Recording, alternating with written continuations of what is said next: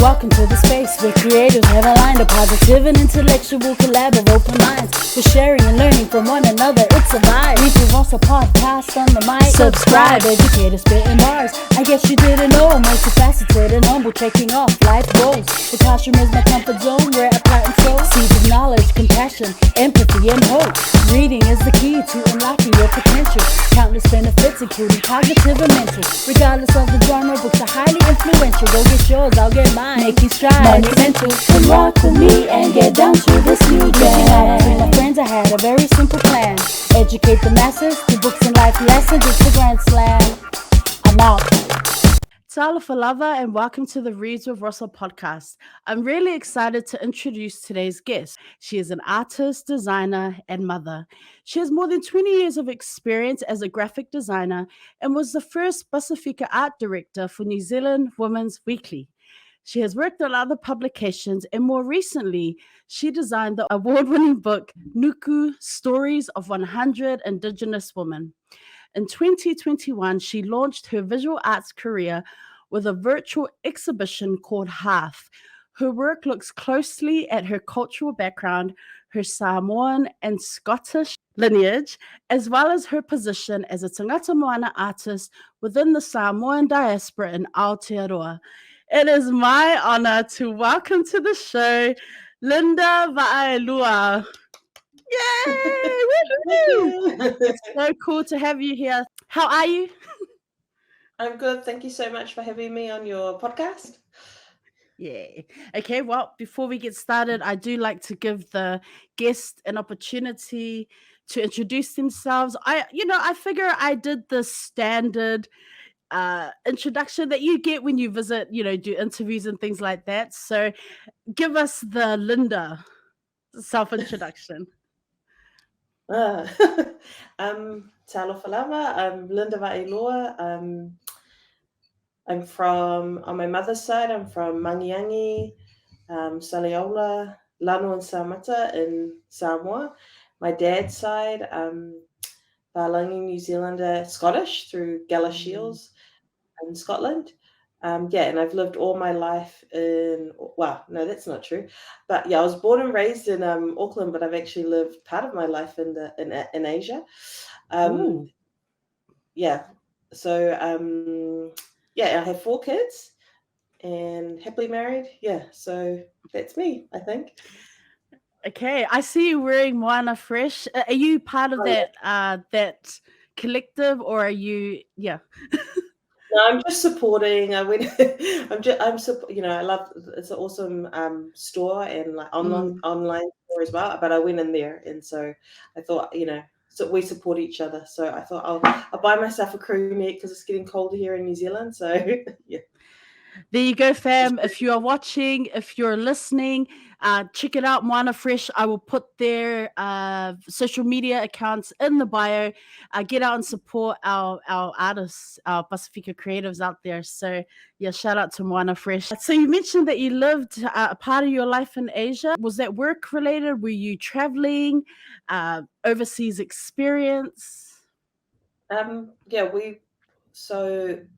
We lived there for almost 9 years, my husband and myself and our kids. Wow. So we moved there for my husband's job. And we were in Manila for wow. pretty much the time I used to travel around Asia for work. Yeah. Oh, that's so cool. And Philippines, like what's it like living there? Did you pick up the language? No, not so much. I think because Filipinos have very good English. So it would have been nice. It would have been harder, but it would have been nice to, I'm a little bit embarrassed to say that. Of course, my ears are tuned to Tagalog. So when I'm now back in New Zealand, my ears just like, if I hear Filipino speaking, I'm like, you're like, yeah. My ears just tune into their language, but I just know little bits and pieces. The kids probably learned they were learning it in school, so my daughter still can read and understand Tagalog, one of my kids, but it was a good experience, and they're pretty much like Polynesians of Asia, I would say. Big families, really friendly, funny, sense of humor, love food, just smaller than us, I reckon. I hear you. Just I smaller. hear you. That's just a little. That's so dope. Like, yeah, that is really cool. I love hearing stories like this where you're like, oh, other Pacific Islanders were living, other Samoans were living in so many different parts of the world. Like, we're everywhere. It's crazy. Like, people don't even know. So I'm so here for that. I love that. So were you a reader? Like, were you someone who liked to read growing up? Oh man, I really wasn't. I wasn't a reader. My sister was a major reader. That was what she would do. And I was that kid that was like, why are you reading? What a waste of time. I know it's terrible to say it because I am not like that as a parent. I do not like my kids need to be reading, and my kids actually do love to read. But yeah, I saw the kid that I was not that kid. I was out playing with my friends. Nothing wrong with that at all. When did you realize that you were talented in art or drawing? Or was it something that always just came naturally? It's just something right from when you're little. You just create and make and draw. And then you start to realize when you're at school, maybe your work's a bit more advanced than your classmates or your friends. And then you start getting, like getting good marks and, getting all those kind of accolades and stuff. And then you realize, okay, I must be good at this. But I think when you're born with it, you just make. And I see that in my kids as well. Like they've always been very advanced at drawing and doing things right from when they can draw. Yeah. In terms of career pathways and, finishing high school and then moving on to other studies, like, was that a career pathway that was, I guess at that time where people were like, oh yeah, of course, study whatever you want? Or was it more that you were encouraged to perhaps do more traditional, the career pathways like that our parents are like, you should be a doctor, a lawyer, all of that? Yeah. That was very much.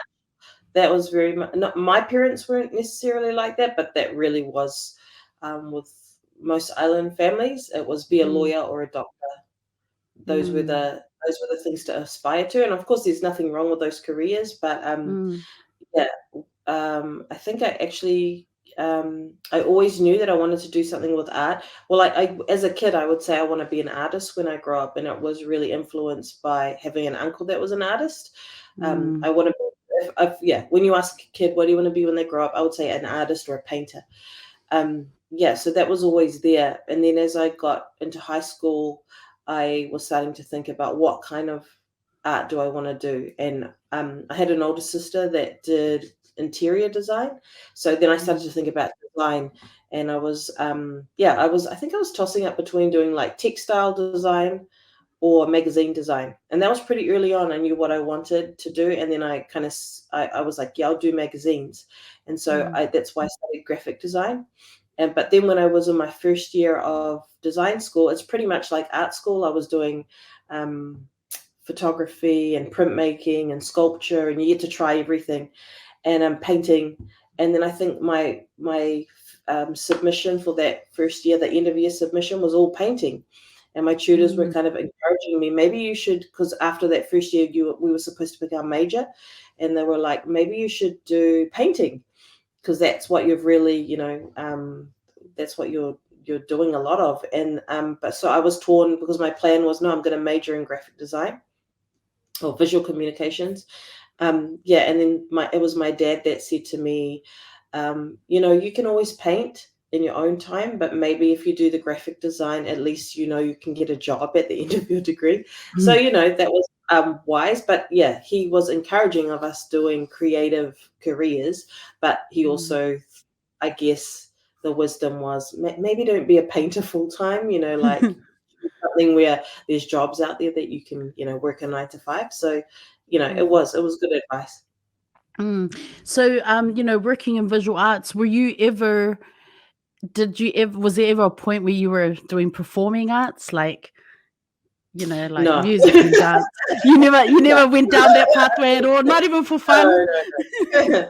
I can't sing or dance. No, no, I didn't believe you. I do not believe you, really. No, my kids a couple of my kids have good voices, and one did all vocals and all that kind of stuff. She hasn't really pursued that, and another one of the kids is like really music or naturally talented with instruments, but maybe they got that through their father because it's not me. Yeah. I'm definitely visual arts. Yeah. A lot of your artwork,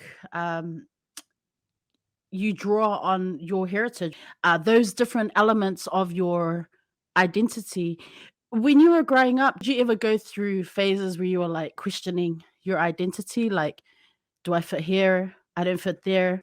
Of course, like I think pretty much every kid must go through that when you've got mixed heritage, where you feel like you're not enough of either, so I definitely went through that where it was too brown to be white and I was too white to be Samoan, and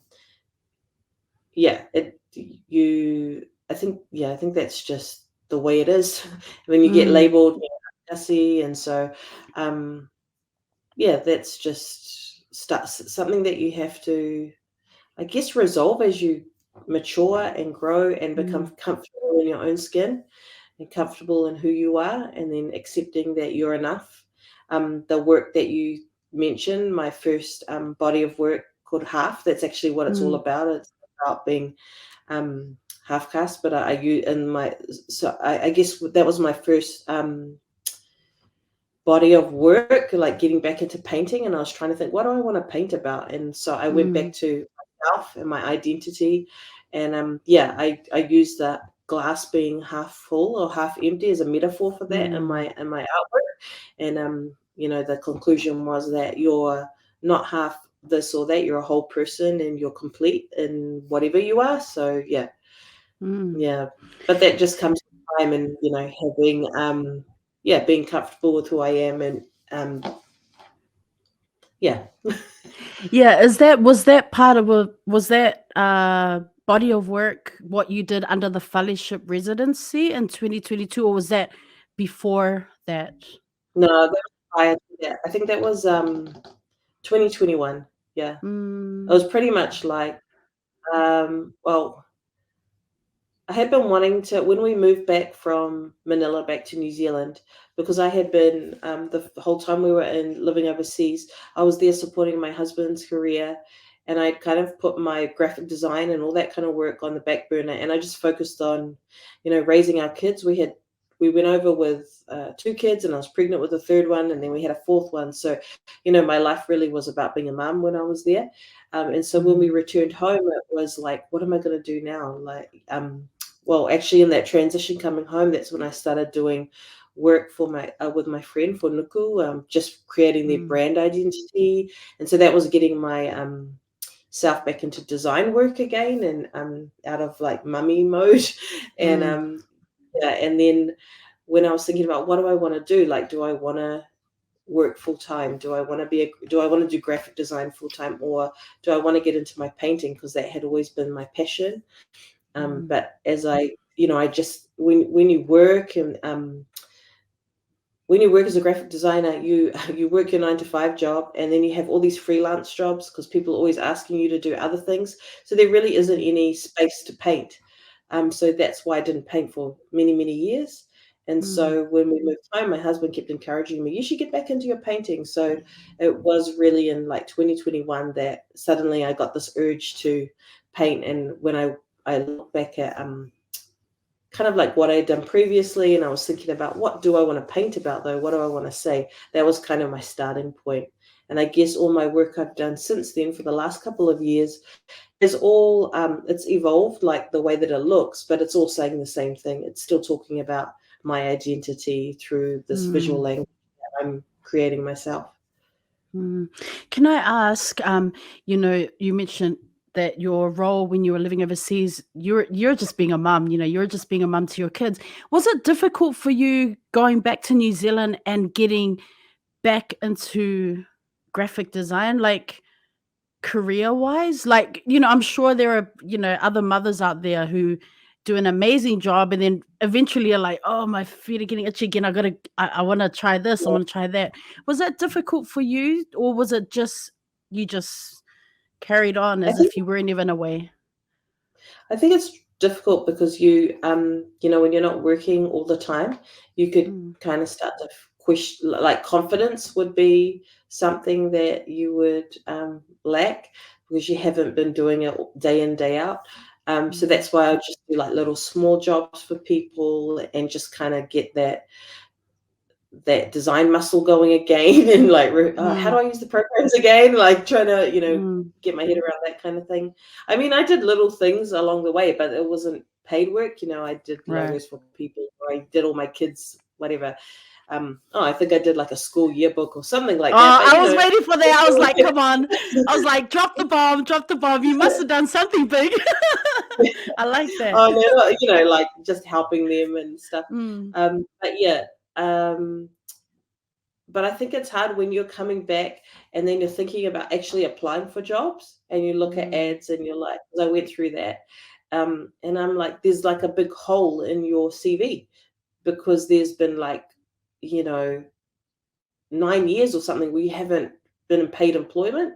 So people look at that kind of thing. So yeah, it is something I've been thinking about. Like it is difficult for mothers, but I think people now are starting to share the responsibility. So maybe it's difficult for fathers as well, where you have to decide, like to prioritize parenting or being at home versus being in work. And just I think people are learning how to balance that a bit more now. But yeah, it was definitely a blessing being able to dedicate all that time to my kids. And, when we'd come home for visits to New Zealand, we'd just remind them like, your cousins, both their parents are working and their parents can't be there for all the presentations and things that you have going on, but I'm able to do that because of our situation. So yeah, it's not like I have any regrets about that, but yeah.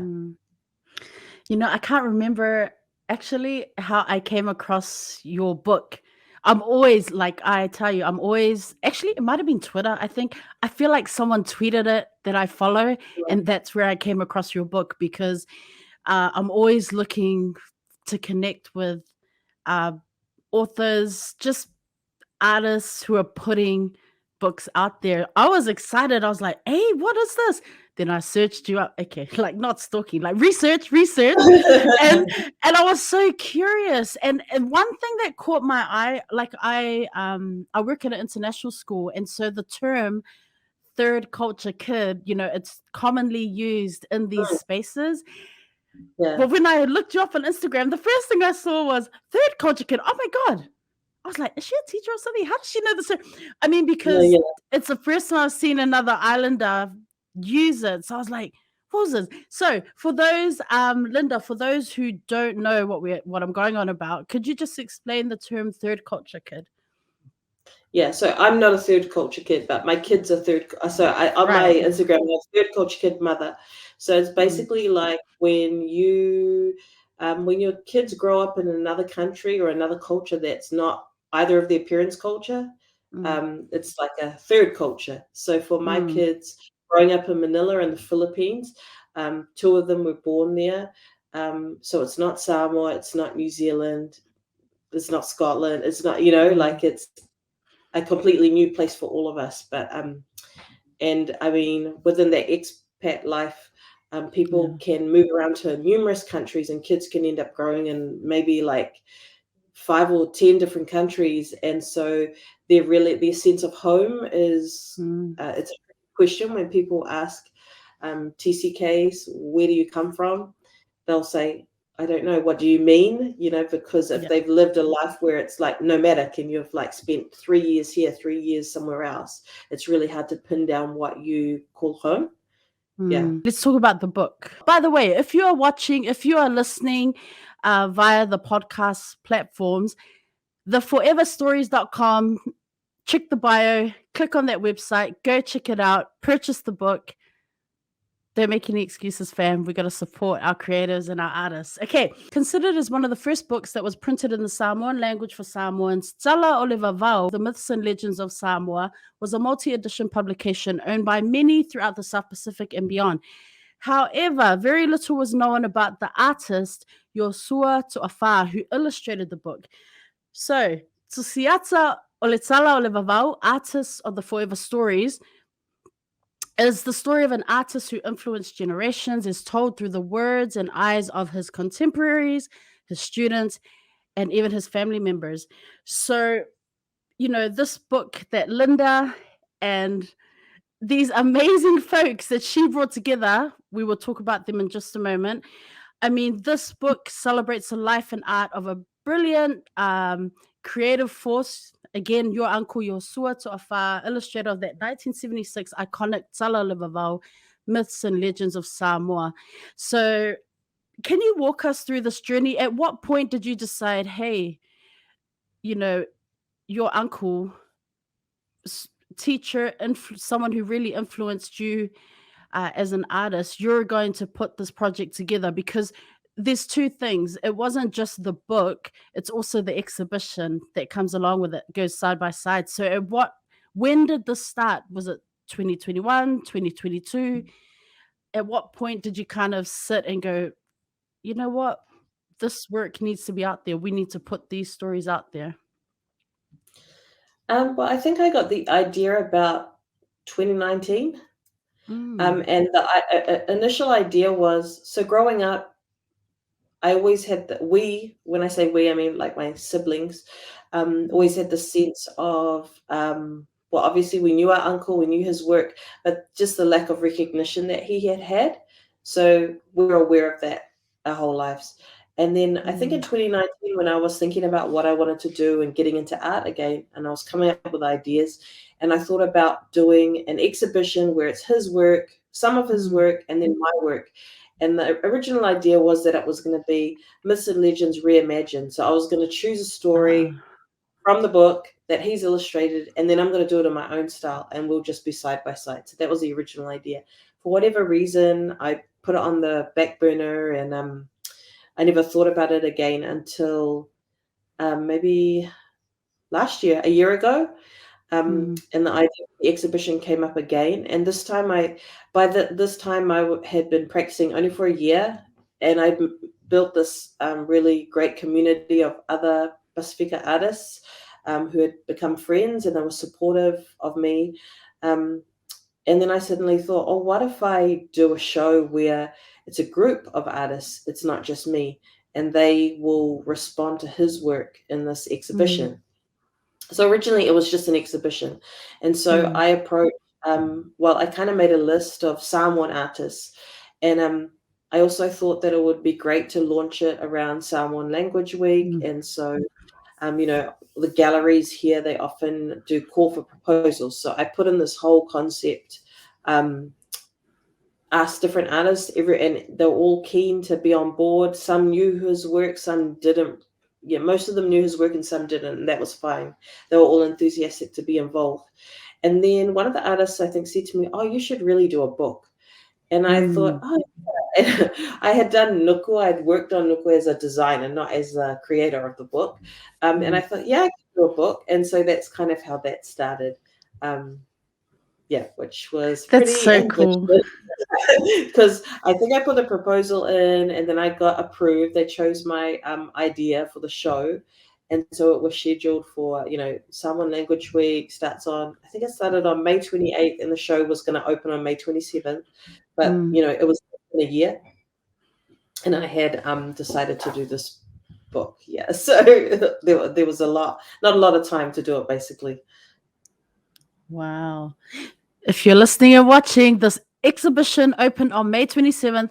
It will run until July 15th. I can't wait because I'll be home at that time and I'm going to check it out. This is what I was like. I'm going to come, I'm going to get a copy of the book. I'm going to go check it out. I saw the day. I was like, yes, summer school will be done by then. That's on my to-do list when I come home in July. I honestly cannot wait.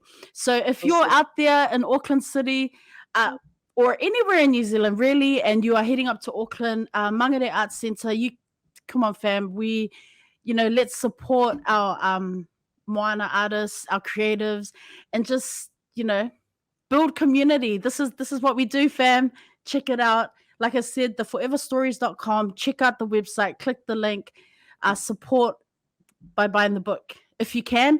Or if you can't do any of that, share, go to Linda's Instagram, check the bio, follow her on Instagram, share her stories. sharing her work and her stories and her posts can go a long way. It can really put the work out there to the world. Don't be 685 to the world and then like stop ignoring me. Come on, man, 685 to the world. Hashtag, let's do it. Was it an emotional experience? Obviously, it's a lot of hard work. This is not something that you can just wake up and go, oh, I'm doing this. There's a lot of grind and hard work behind it. But in terms of the emotional experience, really, because, family is super important to you. Everything I've researched about you, family comes up time and time again, your identity. So what was that like to be able to put this together, to be able to take time and say, this is really us paying homage to a pioneering and influential artist and teacher who just happens to be our uncle, my uncle, not our, Linda's uncle, not trying to think, Linda's uncle, but you know what I mean? Yeah, what was that like? I think it was because it was a lot of work. It was a lot of work, but it was really like a passion project, and it was for a bigger purpose. And the more time I spent on it, and the more time I reached out to people I didn't know to ask them if I could interview them and be in the book and be a stalk people on social media. Research. I'm doing this project, and nobody said no. Everyone was so willing to be involved and help. And just lots of amazing things happened along the way for the show and for the book, that I really got that sense that I'm supposed to be doing this. So even when it got hard and I got tired or whatever, I knew I'm on the right track, and we're going to get through this. So yeah, it was quite emotional on the day of the opening, and then I had to do a speech. There was all these people there, and yeah, the emotions kind of got to me, because it was kind of like, wow, all these probably like 6 months of working towards this, and it had all come to that point. But it was amazing. I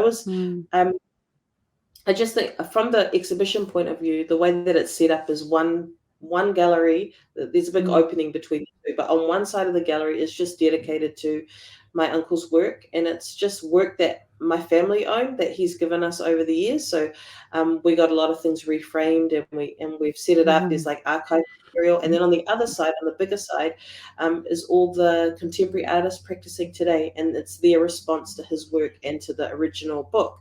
So it's beautiful kind of like synergy between the present and the past, and not that you look at his work and think this is from that era. Some of it's very like relevant now. So it also, because I've been in a few exhibitions now, and having that historical and educational part, I think it just gives it a deeper meaning, and it's a deeper experience for people. And I'm just mostly excited that when people come to the actual exhibition, that they're seeing his work for the first time, whereas I've grown up with these works on our family walls. So so it's so exciting for me, for people to learn about him. That's the whole point of it, really. So everyone, you've heard Linda mention, these contemporary practitioners, these Samoan visual artists. So there are 9 Aotearoa-based Samoan visual artists. And what's really cool is that one of them is your daughter and your sister. But I mean, that connection, that direct connection to your family in itself must have been super special as well.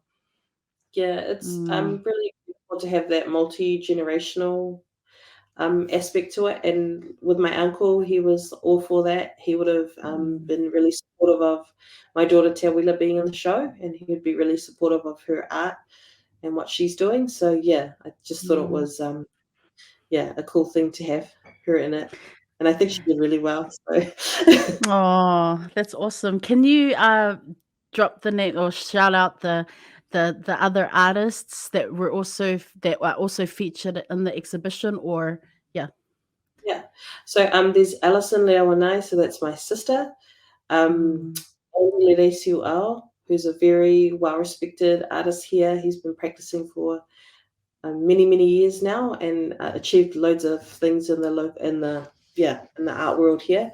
There's, I'm trying to do it in alphabetical order. That's how I usually remember everyone. 𝐕𝐾𝐕𝐀𝐻 𝚤𝚐𝚗𝚎, Monica Patterson, Raymond Sangapolutele, Serene Hodgman, Silinga David Sitonga, and Te Wilawa Ingoa. That's it. Oh, that's so cool. And you know all of them personally, or again, as part of this, you reached out and kind of made that connection? I know everyone personally, although a couple of the artists I didn't know too well in the beginning. And we just met up, and then I kind of like presented the idea to them and said, hey, how would you like to be involved in this? And yeah, they were keen. And they both, it was, I think, Monica, we had just met, and I presented the idea to her, and it was beautiful where when they've got a connection to the book, or they know the book, the original book, it was really cool. So with Monica, she's like, I remember reading that book when I was at high school at Kelson Girls High, and then Serene, who's a bit younger than me, she said, oh yeah, I remember that book. My grandpa had that book, and then I saw it when I was at art school, like saw it again with new eyes. So everyone had their little story about their connection to this book. I think I like the purpose and the intention of the book, you know, having that educational resource. I saw in that Tagata Pasifika piece where you talk about a piece of art history. It's our written history, and not many of our stories are written in this way, right? So that's real cool. I like that purpose and intention. Yeah, I mean, I wanted to do this book, but obviously I'm not a writer, so and I would say that to everyone, like when I would approach people that I wanted to interview, I'm like, I decided early on that was I engaged with a publisher, and said, what's the best approach? Because I don't write. And he said, yeah, interviewing is a good way to do it. And then I think one of the interviewees is 𝐵𝐵𝚗𝚗𝚘𝚔, and he was a colleague of my uncle's back in Samoa College many years ago. He was the principal, and my uncle was the art teacher. And so he was so excited to that I was doing this, that I was, kind of doing something for Iosua. And he said, oh, I think it's a good approach, like just that let people tell their stories and their experiences with him or about him. Don't try and make it a serious art book. So yeah, that kind of was reassuring for me, because obviously he's a very well respected writer. Like, yeah. Oh, I'm excited. I cannot wait. I can't wait to get this book. I had a question. Sorry, I can't pass it through the screen to you. A little bit closer. I can't wait. I was wondering about the feedback that you have gotten from, obviously many artists and practitioners like yourself, but outside of that community, the creative, like visual arts community, have you had a lot of, encouraging feedback from just the general community? I don't know if this is outside the arts community. I mean, when I say I would approach people, there was people like, Sean Mellon, who is an academic, and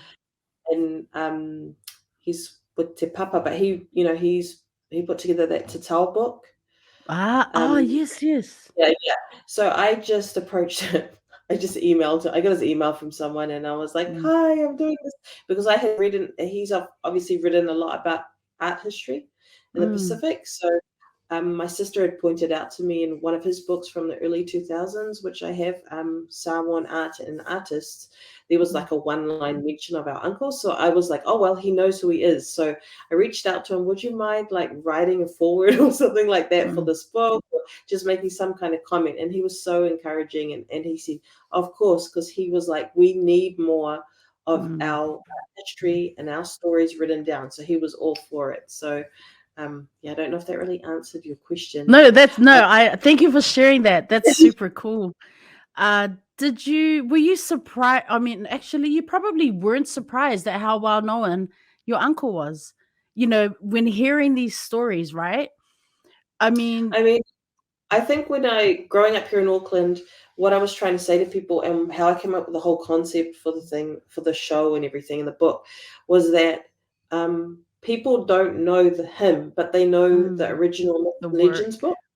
Like they'll remember, oh yeah, I remember that book, because generally it was, as you mentioned in your introduction, it was one of the few books in our language. It was bilingual, apart from the Bible and maybe I forget that, the history of the Samoa Islands, there wasn't any written literature. And like I actually got to interview the guy that published it, who first published that book.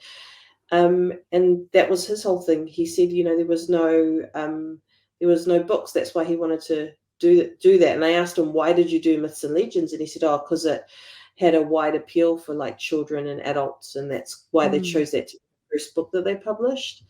So because of that, I think a lot of people had it in their homes, and so that's how people, when you bring the book out or you mention it, they'll be like, oh yeah, I think I do remember that. My parents had it, and now it'll be a generation saying my grandparents had that. So that was like the whole umbrella theme around the thing was that original book. Is there any plan to perhaps take the exhibition to maybe Te Papa or to around, like the other cities, like in Wellington or Christchurch, or to the Waikato, just to showcase I would love to, if anyone's watching or and is interested, I would love to do that. That would be actually something I'd really want to do. With it out of Auckland, whether that's somewhere else in New Zealand or overseas, that would be amazing. Because if people do manage to get to the exhibition, as I said, the artwork, they're all original artworks of his, but they are owned by our family, but they don't really give you the full kind of experience of what his art was. It's just from a certain era. And so he painted much bigger paintings and very colorful and vibrant. And that's why if you buy the book, I've got loads of images here of, other work that he did. These paintings that are over 6 foot high. So you don't really get that sense in a book, and you don't really get, But I would love if someone wanted to do the show somewhere, that they would pay for those to be brought, to be borrowed and brought over, from Samoa, so that we could, do a bigger exhibition about him. Yeah. Yeah. For anyone who's listening, get in touch with Linda. I just feel like there are so many more people out there who are super curious about this, who want to know about your uncle's other work, obviously, and then just to see the contemporary artists and the work that their interpretation of your uncle's work. That is so he's cool. Obviously he's very well known, obviously, in American Samoa, where he's lived most of his life now. And because they would have in the Bank of Hawaii these big paintings were there for years. So the people that were going to do the banking, they all knew who he was, and they were exposed to this beautiful, big contemporary art. So I guess it's really here in other countries that we don't know who he is. Wow, that is so cool. Can you talk about the importance of collaboration? I guess just from your experiences, collaborating with other Tagata Moana artists and building community spaces where you or we are making those key decisions. Can you speak to the importance of that just from your experiences? I think that what I've learned in my short time in this art world here is that Pasifika artists are quite unique in that because of our upbringing and because of the way that we're not in competition with each other. So, I've got this group of friends that I've made, and everyone's very supportive. We go to each other's shows. We do shows together. We, if opportunities come up, we recommend our friends and all that kind of stuff. I bring people on board in shows that I've done. So that's kind of collaborative, but it's like family. And then when I speak to other artists who are not Pasifika, art can be quite isolating and you're on your own in your studio creating your work, which we also do as well individually, but it's that whole coming together and sharing and supporting. And a lot of other people don't have that, and they think it's quite strange or odd or, I don't know, great that we do that. So I think that's quite a unique thing being Pasifika, that we're all about supporting each other and bringing each other up. And when people are not like that, we think that's not really how we do things, Yeah. And I think, well, what was your other part of your question? Just just the important, obviously the collaboration with other artists like yourself, but just that building community, the importance of us building community spaces, and like I think you've kind of already mentioned, the whole uplifting and supporting one another, just how key that is, and us telling our stories the way that we want it to be told. I think the interesting thing that I did find out, I think, I don't know if it was through lockdown or that whole period, that COVID period, there was research that was done, and they said the people that are most engaged or that go to experience the arts are Pasifika. That this is here in New Zealand. We engage with the arts the most. So, I mean, that's because, and I can only put that down to the fact that, that's kind of part of, like we will go to perform shows or to some performance that's on, or we will go to see artwork or whatever. And I guess it's just part of our culture of performing, whether that's church things or cultural things, we do all that kind of thing. And I find it quite, I think that's a really interesting, those are interesting statistics, because then we should really be, here in New Zealand, should really be supporting or keep supporting Pasifika arts, whether that's performing arts, because, we're the ones engaging with it the most.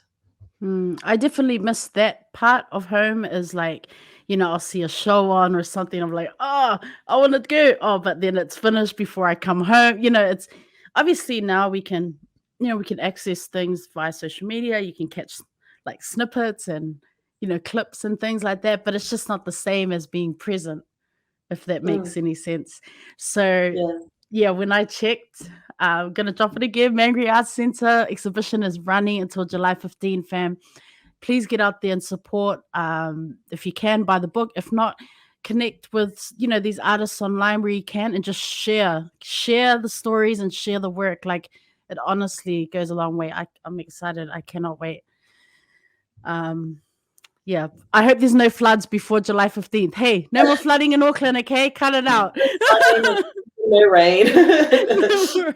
So as an artist, like navigating social media and, obviously, now really pushing, not pushing, but promoting, putting yourself out there and promoting the book, promoting the exhibition. Is that something that you've kind of had to grow and kind of learn how to do, or are you just kind of like, I mean, I'm so social media savvy, I love this, I can just go up there, create a post, a reel, put it out there?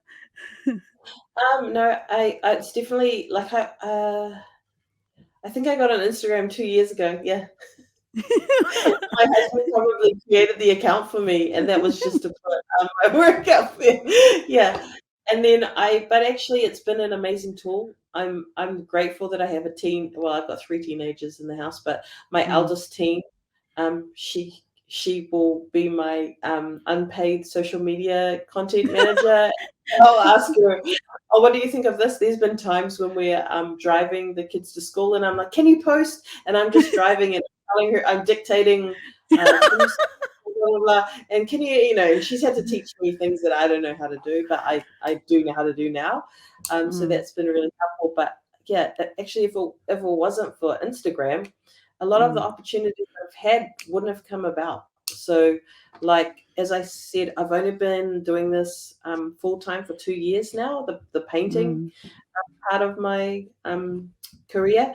And I've had, I'm not being boastful. I'm just saying, like, for me, I was so naive. I didn't actually know how anything worked and all that. I met with people, and they supported me, gave me advice, and then just doors opened. And a lot of that has been because of social media. People see things, and then like I had a few shows, and then a dealer gallery saw my photo on someone else's Instagram, and then he liked my work, and then he put me in a show with all these people that were like so much more experienced than me, and then my work sold, and then he wanted me to do a solo. And it's just kind of, but that's really just come about by social media. If I hadn't been on there, he wouldn't have seen my work.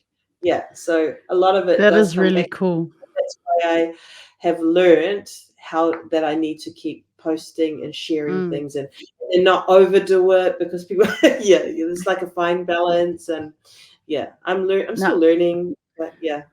I'm loving what you post. Like, I know I haven't connected. It's only recent connecting with you, like, well, discovering the book, and then, oh my God, there's an exhibition. Oh my God, it drops Samoan Language Week. Like, all of this has happened super quick. But I do love what you're posting out there. I know that, you know, in the past, I've interviewed authors and other like writers, and, you know, it's not always easy for, you know, us, our people, to put ourselves out there, but it's super important. And I love that you've shared what you've shared about that, because we just need, I want to see this. I want to see our writers, our creatives just putting themselves out there, because then I can share it.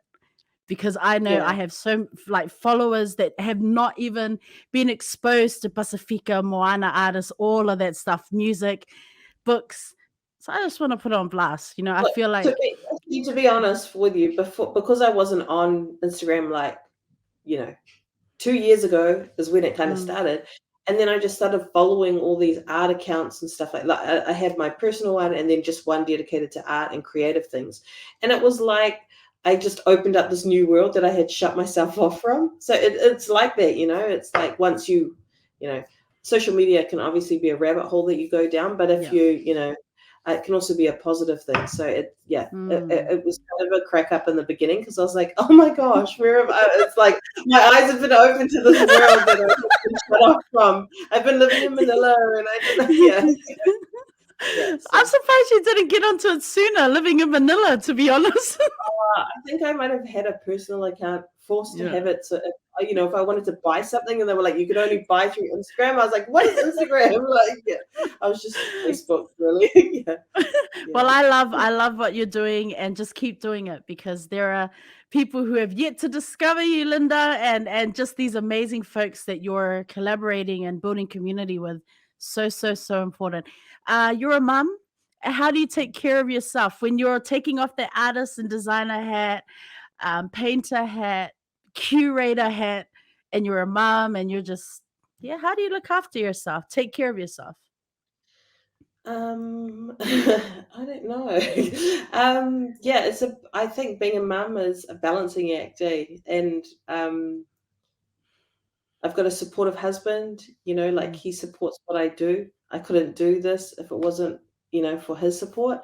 It's a struggle sometimes, but you know, I've also seen the benefit of it. So going from, you know, and this is just feedback from my kids and what they say, and it's been beautiful, where before they just saw me in that role where I was mum, which is a very important role. And they knew that I had a background where I used to design magazines. And then as momentum has started to grow and things happen, they will be so proud. They're so proud now to say, oh, my mum's an artist. And they're always encouraging me, and they love coming to my shows. Maybe they get a bit bored after a while when we're there for too long. But, you know, they're really encouraging, and it just warms my heart when they're like so proud. And one of them said to me the other day, you know, Mum, it's so funny now when I Google, your name comes up before Dad's, because I was like, I don't think I had any kind of like, footprint on it. So I thought that was really cute, but it was just like a proud kid moment. And I thought that was really cute. And it was nice to know that it's not validation. It's just nice that you're like instilling things into your kids, like they're appreciating what you do in the house to like run the household, but they're also amazed by what you're able to do, and they can see that has a good impact on you as far as your well-being and doing something you enjoy. And so they can read all that, you know, kids are good at reading that kind of thing. But not to say that it's all smooth sailing. You know, the book at times got pretty stressful, and I'm sure my kids got sick of me saying, I'm working on the book, I'm busy with work, you know. It's just been for a season. So That's cool. And you know, I was wondering, just real quick, have any schools reached out just in regards to the book? Because I feel like it's just such an important educational resource. You know, have any schools reached out, or maybe art teachers, or any people in those communities, or not so much? Not so much. You know, I need to come up with a strategy on how to, you know, 'cause when a lot of this book, like, it's not cheap to publish books, and it's definitely not cheap I had it printed in New Zealand, and that was just because of time. I didn't have enough time, and it's quite a niche book, so it wasn't like I was doing a massive print run as opposed to like NUKU. But so funding it, I tried to get funding last year, which I wasn't successful for, but the whole driver of that was like, if I could get funded to print books, that I could give them away for free to school libraries, so that studying art or looking in their libraries, they've got this resource, because it's about my uncle, but there's also other artists in there. So all the artists in the show, their works in there, they talk about what they do. So it's not something I've given up on. That's something, another hope. So it's like, on the one hand, I'd love the show to be exhibited somewhere else, and with the actual book, I'd love for somebody to come along and fund, so that it could be just given to schools for free. That would be the dream. And when I think I did a crowdfunding thing last year, that was 𝚑𝚘 Moana, excuse me, and I think I fundraised about sorry, excuse me, about it was over $11,000, and that was like friends and family from here in New Zealand, Australia, and the States, all over the place, just wanting to support the project. So a lot of it's just been produced off the back of family support and friend support, and me and my husband just like doing it ourselves. So I would love if someone wanted to help get it into more places. Yeah, please don't give up. Do not give up. If there's anyone out there listening, tuning in, and there's a way that you can help or even give some direction and maybe connect Linda with some other folks, or people that you are working with, please get in touch. Check the bio for Linda's information, email, and her social media platforms. Let's do this, fam. It's just such important work is being done, and it's that next step. So let's continue to uplift and just put this important piece of art out there.